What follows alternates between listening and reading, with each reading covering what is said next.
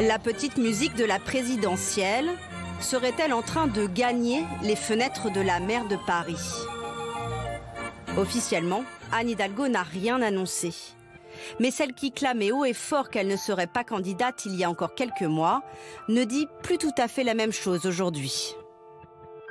Ce que j'ai toujours dit, c'est que, en tous les cas, je prendrai ma part. Je suis maire de Paris et ça, je peux vous dire que ça m'occupe à 150% de mon temps.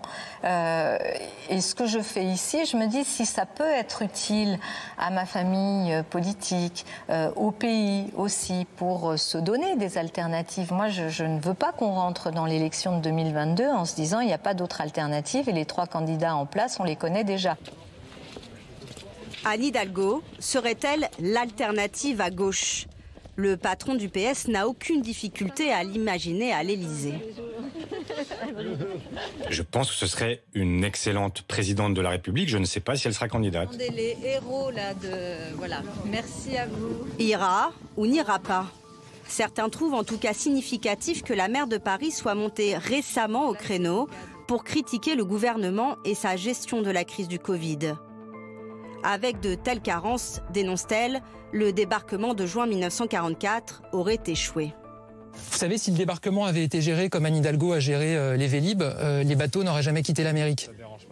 Quelques jours après, Anne Hidalgo se plaint de ne pas avoir vu la couleur du plan de relance. Donc les ambitions présidentielles de Madame Hidalgo ne l'autorisent pas à mentir.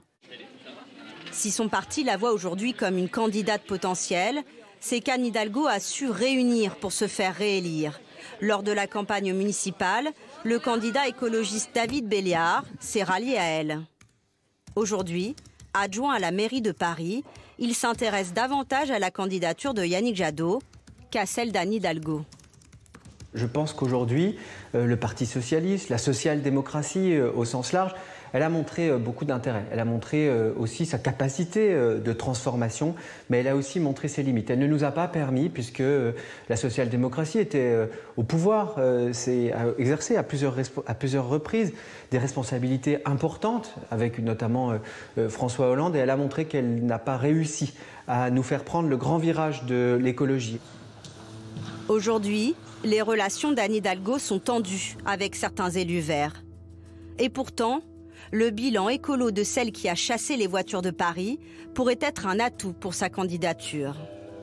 Lors de ses vœux, le patron d'Europe Écologie Les Verts a répété qu'il voulait que le candidat à la présidentielle soit un écologiste, toujours préféré l'original à la copie.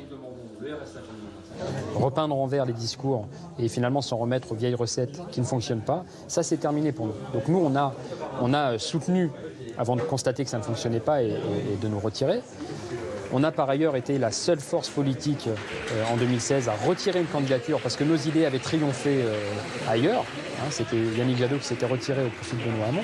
Et donc aujourd'hui, c'est légitime, c'est le temps de l'écologie qui est venu.